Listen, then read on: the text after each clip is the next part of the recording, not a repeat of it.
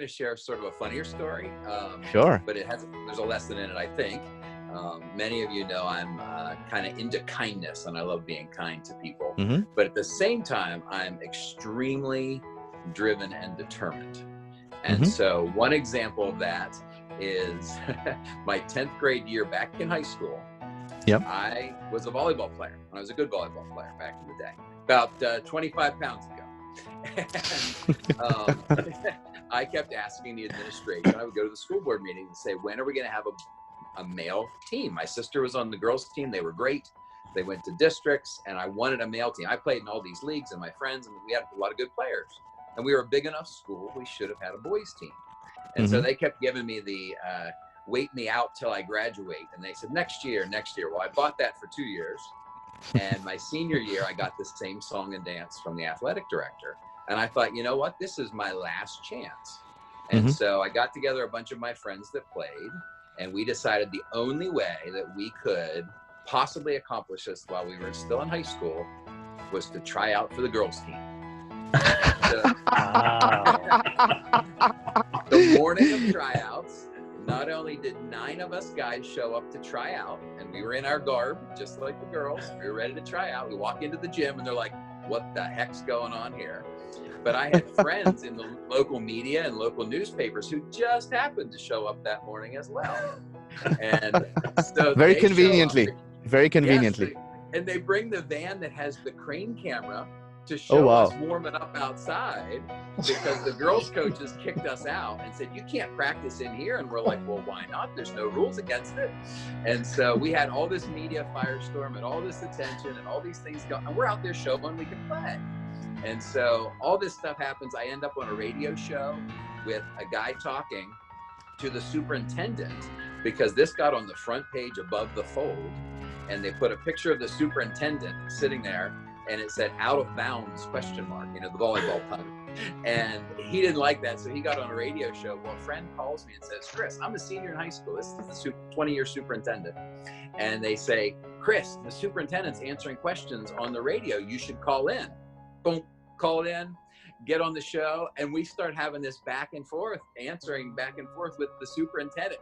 He hangs up, and he's the one being interviewed. It was awesome. And so, long story short, we ended up getting our club team. I raised the funds for it. I got a coach to volunteer. All we had to pay for were our own uniforms and to turn the lights on.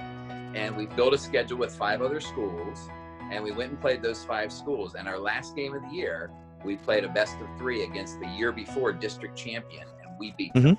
Wow. And so that legacy continues. The boys club continued after I was gone.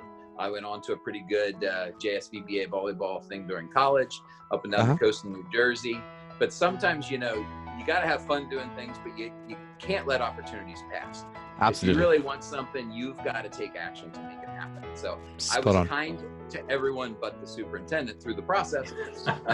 But we got the things done that we really wanted to get done. And I wouldn't trade that for anything. So that kindness mixed with determination, that's kind of my thing. Perfectly said. Beautifully said. Kindness mixed with determination. That is so true. And it's so also important to, if you're passionate about something, don't just sit back and take no for an answer. If you're really passionate about it. If you're not passionate about it, then it doesn't matter. But if you're passionate about something and you failed in your first attempt, come on, you have to fail at least, 10,000 times like Thomas Alva Edison, right? Before he invented the light bulb, right? So, I mean, come on. Right. If you're passionate about something. It's going to allow you to be resourceful, right? Absolutely. It's going to allow you to use the things that are available right there in front of you, right? So when you're passionate, you're going to see opportunity in everything. Spot on. You have nothing else to hold on to. So you got to really go with what's here in front of me. And when you can do that, you develop an attitude towards life in general. So as you move up and move forward and face other challenges, you begin to look at everything as an opportunity to move forward, right? And so that way you're not in this mode of denial or resistance or not accepting anything. Regret, right? You don't have to worry about that because you're accepting everything as it is, saying, I don't have nothing anyway. I just got to use what's here. And this is what I got to work with, baby. What do you have to lose? What you got to lose? Right. So that's what you do. I see you doing that a lot, man. Chris, you've always been like that. Amen. Yeah, he's full of life. That's for sure. Chris, you know, he's which is good, You know, one of my mottos is live life king size and enjoy it to the fullest. So which is very important.